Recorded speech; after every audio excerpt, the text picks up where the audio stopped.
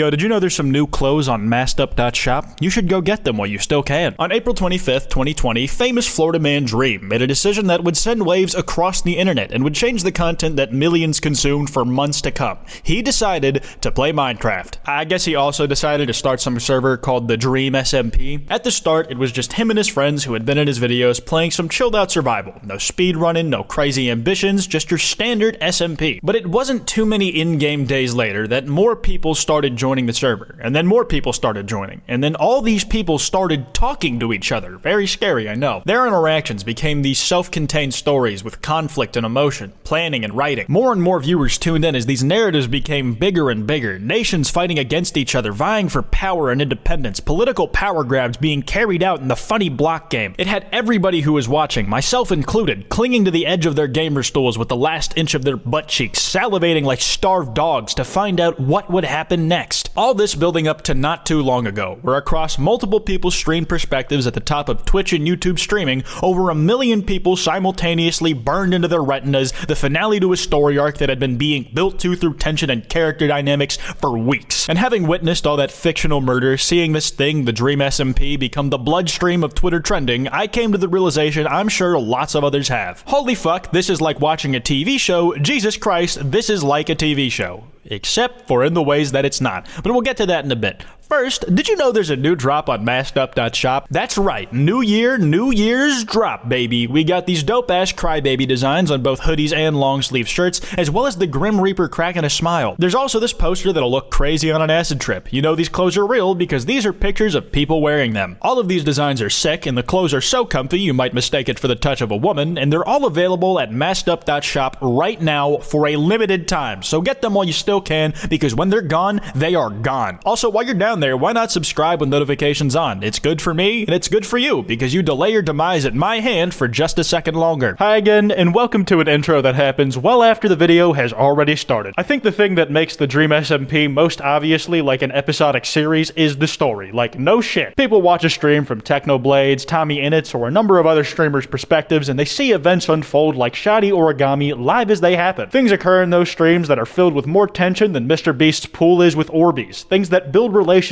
between these characters. Decisions are made, things are said, and actions take place that set up something that might happen in a future stream down the line. Twists are not uncommon. In fact, they're almost expected, which leaves questions in a viewer's heads about what unexpected plot bomb is gonna flip the story on its ass next, like any good corporate product does. It leaves the audience wanting more, or more specifically, wanting answers, only to be left with even more questions. But beyond that surface level, the setting the story is happening in feels like it's been around longer than we've been able to see it. The Dream SMP feels like it's been lived in, like it itself is a living, breathing world. There is an extensive lore that people have pieced together based off things people have said on stream and outside of it. You get to see the effects characters' decisions have on the world around them, like the election, for instance, which had different plot lines written for it depending on whatever candidate won, by the way, more on that later, whose outcome led to the creation of a new fictional nation that went to war with the country its founders were previously exiled from. That's fucking crazy. And the story isn't just placeholder schlock either. There's usually overarching themes and lessons to be taken away from characters' actions. The morality of the things our protagonists are doing often come into question, either by themselves or from the people around them. It's real man versus self, man versus bird shit. If you take the time to think or look into it more, there is actually some real interesting depth there. The characters themselves have backstories and relations to each other that range from tragic to outright shitpost. Things that happened months ago in a long concluded story arc can have consequences that chomp a cheek off someone's ass way down the line, or can simply be referenced several storylines later. For long-time viewers, I'm sure it's a satisfying payoff, but it also ensures that the things that have happened in the past don't feel meaningless. One of the things people have been fighting over on the server since these kind of roleplay storylines first farted onto the scene were tommyinnit's cherished discs. And to this day, they remain an item of importance, almost a piece of server history that the warring factions will slapbox each other in the streets over. A conflict that you can watch the perspectives of both sides of, by the way. It's like a coin, but with somehow even more politics. Depending on what streamers series you watch the most, the happenings of the Dream SMP can feel completely disconnected or more like a cinematic universe. While Tommy is hiding in a box trying not to get caught by his resident manhandler Dream, Awesome Dude is building a housing facility for political prisoners. The Lego blocks connecting it all being someone like Ranboo, dropping it seems wherever the fuck he feels like on a given day. Seriously, the plot is just huge and honestly really captivating for being Minecraft roleplay. There's a fandom wiki dedicated to tracking the canon timeline of events and the backstories and actions of each character individually. There's even a TV tropes page which certifies the Dream SMP as official TV content. For God's sake, you have people making recaps of the entire server storyline up to a certain point so new viewers can tune into what's happening now. You really only see that type of shit from TV show fandoms when a new season's about to start. And I guess that's another thing about the Dream SMP that reminds me of other beloved series so much. The community that's popped up like gunk out of a clogged toilet pipe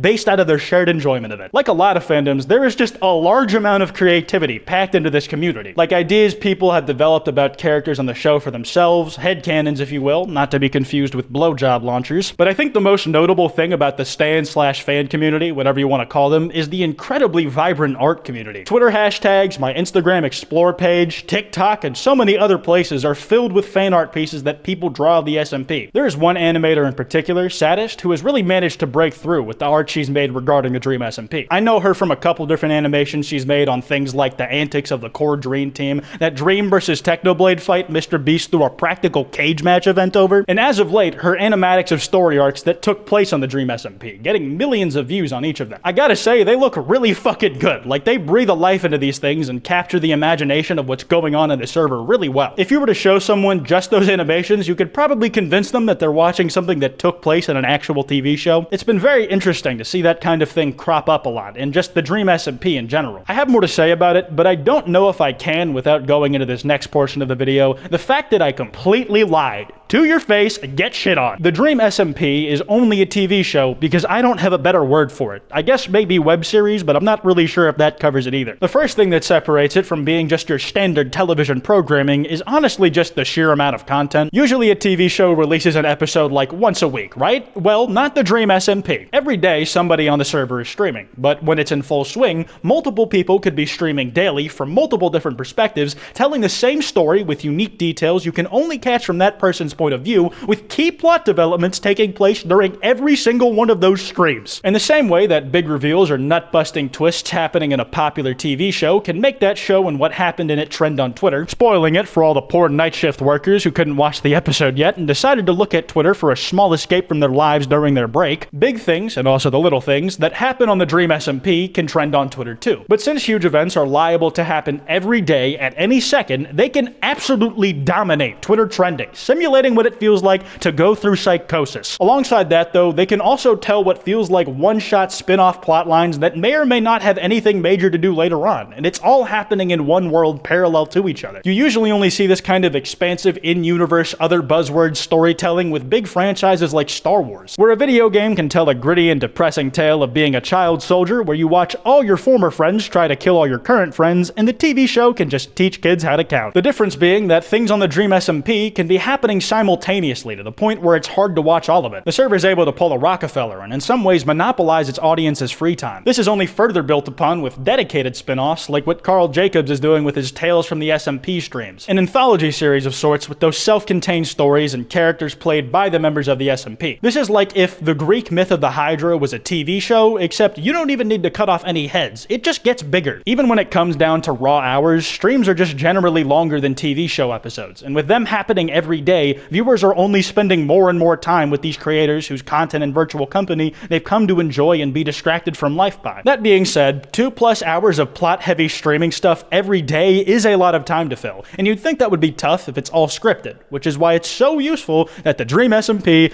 is improv. A TV show is all scripted out. It's usually meant as like a tight and focused narrative experience, unless you're a CW superhero show, in which case you're trying to do the exact opposite. The Dream SMP has the major plot points of its stories carved into some ancient stone tablet out there so people know where things are going, but how the characters get from point A to point B exactly is done on the fly. It's up to the streamer's role-playing to figure out these scenarios in the field, and I believe this is where you get a lot of the best character moments out of these streams. Not to mention that it also helps keep things surprising, because nobody, not even the people who wrote the fucking script, know exactly how everything's gonna play out. Shit can go haywire, unexpected things and bloopers could happen at any second if something goes wrong, things can change at the literal drop of a hat. It's a Marilyn Manson levels of flexible, adaptable storyline, one that can be influenced not just by the people who are playing on the server, but also the people who are watching them. The fact that these things are taking place in front of a live audience that has a direct back and forth with the characters in the story is useful in a lot of ways. For one, chat can bully the streamer, which is classic Twitch content. Come bully me on twitch.tv/Kwite. It can be a convenient way for characters to exposit their thought process by just talking directly to their Twitch chat, and you can also hound them to sub to you on Twitch to rake in some sweet Bezos bucks. But perhaps the most interesting use of this unique dynamic is how the chat can interact back. During the election arc a few months back, the winner of the election wasn't decided ahead of time, or even voted on by the people on the actual server. It was put into the untrustworthy hands of chat, who got to vote for who they wanted to win.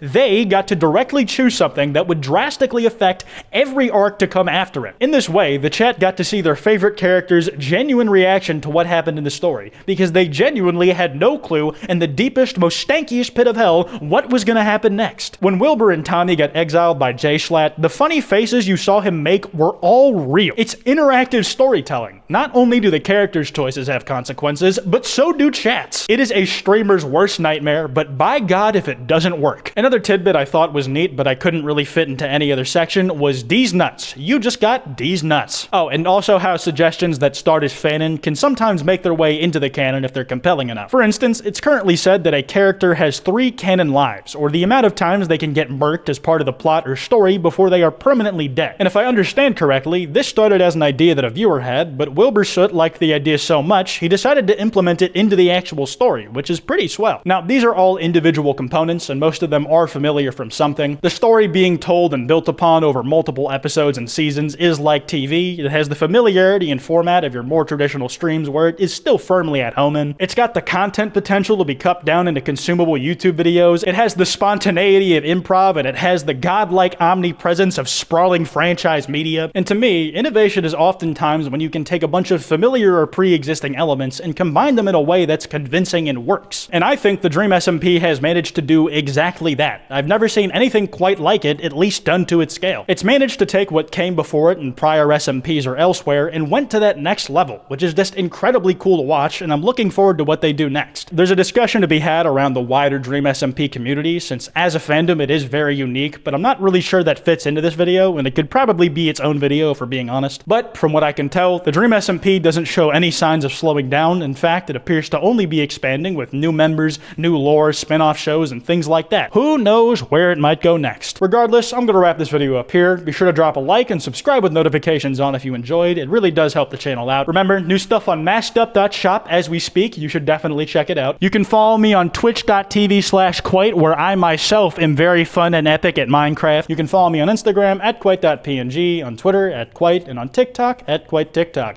Anyways, this has been Kwite, and I'll see you guys next time.